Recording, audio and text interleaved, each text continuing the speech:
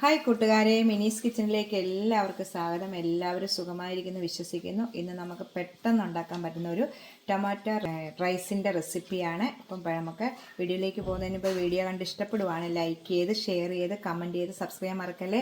വീഡിയോയിലേക്ക് പോകാം.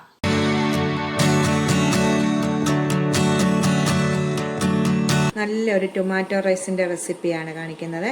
ഞാൻ അതിനായിട്ട് നമ്മൾ ബിരിയാണിയൊക്കെ വെക്കുന്ന അരി ഞാൻ ചോറ് വെന്ത് മാറ്റി വെച്ചിട്ടുണ്ട് നേരത്തെ കേട്ടോ. ഇതിപ്പോൾ ചോറ് വേകുന്നതൊക്കെ എല്ലാവർക്കും അറിയാമല്ലോ.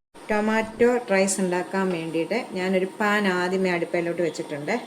ഇത് ചൂടാകട്ടെ. നല്ലോണം ചൂടാകുമ്പോൾ ഇച്ചിരി ഓയിൽ ഒഴിക്കാം നമുക്ക് ഇതിലേക്ക്. പാൻ ചൂടാകുമ്പോൾ അതിലേക്ക് 2 ടേബിൾ സ്പൂൺ എണ്ണയാണ് ഒഴിക്കുന്നത്. ഞാൻ ഓയിലാണ് ഒഴിക്കുന്നത്. 2 ടേബിൾ സ്പൂൺ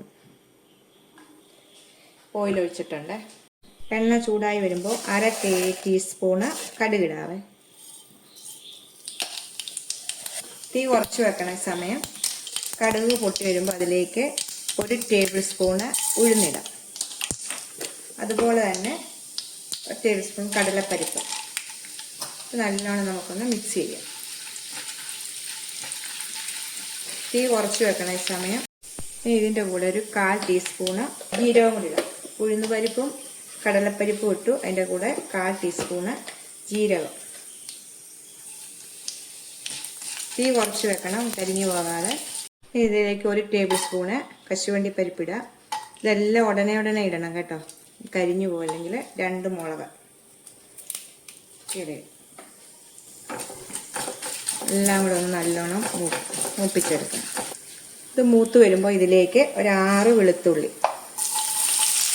ഇച്ചിരി കരിയാപ്പല,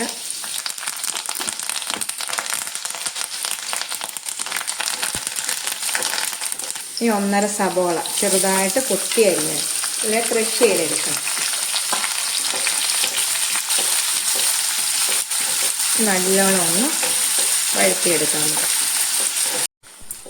ഈ സബോള ഒരു ഗോൾഡൻ നിറമാകുന്നിടം വരെ നമുക്കൊന്ന് വഴറ്റിയെടുക്കാം. ഇനി ഇതിലേക്ക് ഒരു പച്ചമുളക് നടുക കീറിയിടാം. സബോള നല്ല ഗോൾഡൻ നിറമാകണം. നമുക്ക് അതുവരെ ഒന്ന് വഴറ്റാം. ഇപ്പം തീ ഇച്ചിരിയും കൂടെ കൂട്ടി വെക്കണേ. സബോള ഒരു ഗോൾഡൻ നിറമായി വരുന്നുണ്ട്. ഇതിലേക്ക് അപ്പോൾ നമുക്ക് തക്കാളിക്കായി ഇടാം. 3 തക്കാളി ചെറുതായിട്ട് ചോപ്പ് ചെയ്തതാണ്.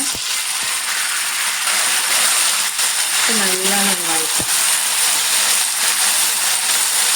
ഇതിലേക്കൊരു 1/2 ടീസ്പൂണ് ഉപ്പുകൂടി ഇടാം. ഈ തക്കാളിയെല്ലാം ഒന്ന് നല്ലോണം ഒന്ന് വഴന്ന് വെന്ത് ഉടഞ്ഞു വരും.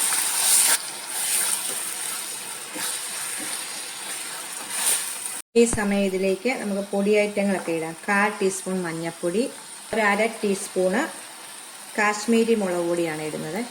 1/2 ടീസ്പൂൺ. നല്ലോണം ഒന്ന് മിക്സ് ചെയ്യുക. ഈ കായപ്പൊടിയും കൂടി ഇടണം ഇതിൻ്റെ കൂടെ. ഒരു 1/4 ടീസ്പൂണ് കായപ്പൊടിയും കൂടി ഇടാം. എൻ്റെ പൊടിയുടെ എല്ലാം പച്ചമണം മാറുന്നിടം വരെ നല്ലോണം ഒന്ന് മിക്സ് ചെയ്യും. നമുക്ക് ഇങ്ങനെ ഇതായി അരപ്പെടുത്ത് ആറിക്കഴിഞ്ഞ് ഒരു ടിന്നിനകത്ത് അരച്ച് ഫ്രിഡ്ജിൽ വെച്ചിരുന്നാൽ നമുക്ക് എപ്പം വേണമെങ്കിലും തക്കാളി ചോറ് ആവശ്യമുള്ളപ്പോൾ ഇങ്ങനെ ഉണ്ടാക്കിയെടുക്കാം കേട്ടോ. ഇതങ്ങനെ കേടാകത്തില്ല. നല്ലോണം ഇതിൻ്റെ അകത്ത് ഈ വെള്ളമയം എല്ലാം പറ്റിക്കഴിഞ്ഞിട്ട് എടുത്ത് വെച്ചാൽ.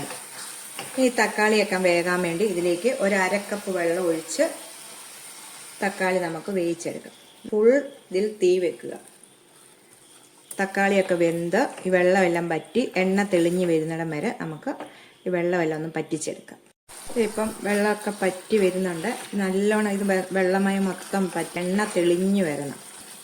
അപ്പം ആ സമയം കൊണ്ട് നമ്മുടെ തക്കാളിയൊക്കെ നല്ലോണം വേകുവേ. ഫുൾ തീ വെച്ചേക്കണം. അപ്പം പെട്ടെന്ന് പറ്റി വരും. തക്കാളി നല്ലോണം വഴന്ന് കഴിയുമ്പം പെട്ടെന്ന് വേകുകയും ചെയ്യും. വേണ്ട, ഇപ്പം എണ്ണ തെളിഞ്ഞ് വന്നിട്ടുണ്ട്. വെള്ളമെല്ലാം പറ്റിയിട്ടുണ്ട്. ഈ സമയമാണ് ഇത് നമുക്ക് ആറിച്ചിട്ട് ഫ്രിഡ്ജിൽ വെച്ചാൽ നമ്മുടെ സാധാരണ കുത്തിരിച്ചോറ് പോലും നമുക്ക് ടൊമാറ്റോ റൈസാക്കി എടുക്കാം കേട്ടോ. ഇതങ്ങനെ നമുക്ക് എപ്പോഴും ഇങ്ങനെ ഉണ്ടാക്കി വെക്കുവാണെങ്കിൽ കുഞ്ഞുങ്ങൾക്കൊക്കെ കൊടുത്തു വിടാൻ എളുപ്പമാണ്. രാവിലെ അമ്മമാർക്കൊക്കെ പണി കുറഞ്ഞു കിട്ടും. അപ്പം നമുക്കിനി ഇതിലേക്ക് ഇടേണ്ടത് 1 ടേബിൾ സ്പൂൺ നെയ്യും കൂടി ഒഴിക്കാം. അപ്പം കണ്ടേ എണ്ണയൊക്കെ തെളിഞ്ഞ് വന്നിട്ടുണ്ട്. ഇനി 1 ടേബിൾ സ്പൂണ് നെയ്യും കൂടി ഒഴിച്ച ശേഷം നമ്മൾ വെന്ത് വെച്ചിരിക്കുന്ന ചോറിടുക. അപ്പോൾ നമ്മൾ ഉപ്പൊക്കെ നോക്കണം. ഉപ്പിട്ടാണ് ഞാൻ ചോറ് വേവിച്ച് വെച്ചിരിക്കുന്നത്. അപ്പോൾ ഇതിനകത്ത് ഉപ്പ് ഇട്ടിട്ടുണ്ട്. അപ്പം നമ്മൾ ഉപ്പിൻ്റെ ഓരോരുത്തരുടെ ഇതനുസരിച്ച് ഉപ്പ് ചേർക്കുക. ഇനി ഇപ്പോൾ തീ കുറച്ച് വെച്ചിട്ട് കണ്ടോ നെയ്യും എണ്ണയെല്ലാം തെളിഞ്ഞ് വന്നിട്ടുണ്ട്. തീ കുറച്ച് വെക്കുക ഈ സമയം. എന്നിട്ട് നമ്മൾ വെന്ത് ഇരിക്കുന്ന ചോറ് ഇട്ട് മിക്സ് ചെയ്തെടുക്കുക.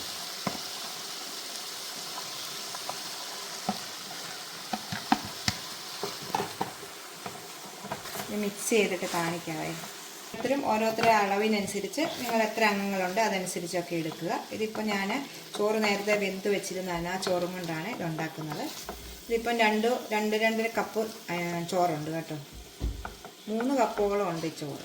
പെട്ടെന്ന് നമുക്ക് ഉണ്ടാക്കാം. തക്കാളിയൊന്നും അരയ്ക്കാതെ ടൊമാറ്റോ റൈസ് റെഡി ആയിട്ടുണ്ട്. നമുക്ക് നീ വാങ്ങാം. ഇപ്പം കണ്ടോ നല്ല ടേസ്റ്റായിട്ടുള്ള ടൊമാറ്റോ റൈസ് റെഡി ആയിട്ടുണ്ട്. ഇത്രയേ ഉള്ളൂ. അപ്പോൾ നമ്മൾ ഉപ്പൊക്കെ അളവൊക്കെ നല്ല ടേസ്റ്റാണ് ഇത് കേട്ടോ. കായപ്പൊടിയും നെയ്യൊക്കെ ചേർത്ത് ഇത് കുഞ്ഞുങ്ങൾക്കൊക്കെ കൊടുത്തു വിടാനും വലിയവർക്ക് കഴിക്കാനും ഒക്കെ പറ്റും. ഇത് ഈ ബിരിയാണിയുടെ ചോറും കൊണ്ട് മാത്രമല്ല, നമുക്ക് സാധാ ചോറും കൊണ്ടും ഉണ്ടാക്കാം കേട്ടോ. നമ്മുടെ റേഷൻ കടയിൽ നിന്ന് കിട്ടുന്ന വെള്ളേരി വരെ കൊണ്ടുണ്ടാക്കാം. നല്ല ഇതാണ്.